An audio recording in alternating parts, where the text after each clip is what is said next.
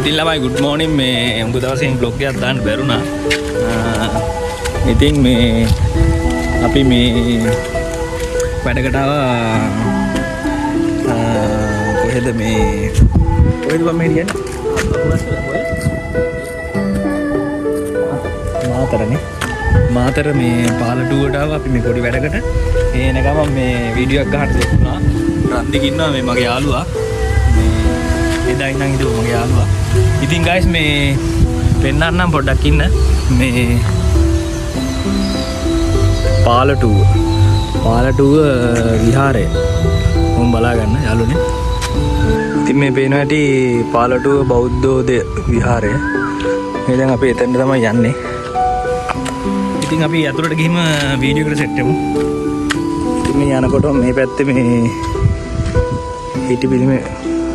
හිටපිලිම වහන්සේ තියෙනවා මේ පැත්තේ පේන ඇති. ඉතින් මේ දැන් ආවේ මේ විහාරස්ථානයේ මේ විහාර මන්දිරය ඇතුළට. මාර ලස්සනට පිළිවෙලකට තියෙනවා. පේන ඇති. හරිම පිළිවෙලයි. එළියටයක්වත් නැහැ මේ බිම. මාරම ලස්සනයි. වැඩ ඉන්න තැනක්.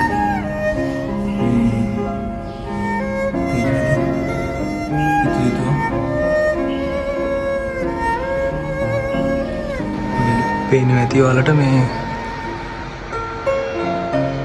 මේ ලෝකේ මේ පහළ වුණු බුදු පියාණන් වහන්සේලාගේ නම් තියෙන්නේ මේ. මේ විතු සිතුමුත් එක්ක නම් ටික මෙම වටේටම තියෙනවා. මම කලින් කිව්වා වගේ මේ විහාරස්ථානයේ විහාරගිය ඇතුලේ බැලු මානේ පේන තියෙන මේ වගේ ලස්සන විතු සිතුවම්. ඉතින් යාළුවෝ පන්සල ඇතුළට ආව මේ වගේ ලස්සන පරිසරයක් තියෙන පන්සල ඇතුලේ. මේ මෙතනත් මේ හිටපිලිම වහන්සේ නමක් ඉන්නවා මෙතන. අපේ ගෞතම බුදු පියාණන් වහන්සේගේ පිළිටුවක් තියෙන මෙතන. මාරම ලස්සනයි.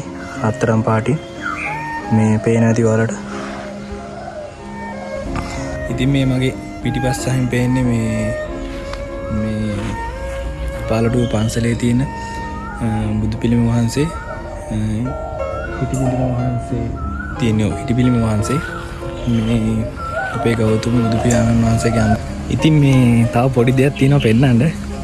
මේ පන්සලේ ඉන්නවා මේ තව පොඩි යාළුවෙක් ලසඳ කියලා. මේ තියෙන්නේ ලසඳ කියන වාහනේ. ඔබ එනවා ළඟ වැඩි කියලා ගහලා කෑම කියන්නේ. මේ ඉන්නේ හැරෙත් ලසඳ පෙන්නන්න මම තව ටිකකින් මෙයාට කෑම ගේනවා. හරියටම කෑ. වයස කීයක් වෙනවද අයියා මෙයාගේ? අවුරුදු 16ක් වගේනේ. ඉතින් අර මං කලින් කිව්වා මේ යාළුවෙක් ඉන්නවා කියලා මේ පන්සලේ මේ දැන් යා පෙන්නන්න යන්නේ.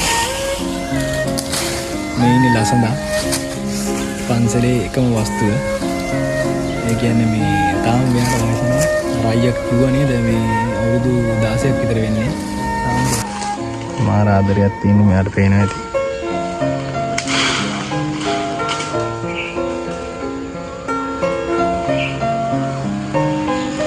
ලසඳා කෑම ගන්නවද ඔයා? බලන්න යාළුවනේ මේ හරිම කීකරුයි. මේ ඒ කියන්නේ අර වෙන අලියතුන්ට වැඩි වගේ මේ හිර කරලා මේ දංගල් දාලා ගොඩක් නැහැ මේ අර පිටිපස්ස කකුලට එකක් තියාලුවනේ මේ ඇත්තටම මේ විහාරස්ථානාධිපති ඉන්න මේ හාමුදුරුවෝ වහන්සේ මේ පන්සලට මහඟු මෙහෙයක් ඉෂ්ට කරලා තියෙනවා. මොකද මේ වෙනදි මාරම ලස්සනයි. ඉතින් ආපුගේ මේ පන්සල සුද්ධ පවිත්‍ර කරලා මෙනවා. මේ කලින් කිව්වා වගේ අපි පොඩ්ඩක් මේ පන්සල සුද්ධ පවිත්‍ර කරලා මෙනවා ඇවිල්ලා. ඒක වටිනවා. ඉතින් මේ පන්සලයටත් ඉතින් මේ කවුරු කොහොම මේ රට පාලනය කරත් මේ කලින් හිටපු පාලකයන් මේවට මේ සෑහෙන මේ පරිශ්‍රමයක් දරලා තියෙනවා. ඒක ඇත්තටම මේ දේශපාලන පැත්තින් මේ බැලුවොත් ඒක වටිනා ගොඩක් මහඟු සේවාවක්. ඒ කියන්නේ බුදුදහම රැකෙන්න නම් මේ දේවල් සුරක්ෂිත කරන්න ඕන අනිවාර්යෙන්ම. මේ තියල්නේ මේ අපි තව වීඩියෝ එකකින් තව vlog එකකින් හමු වෙමු.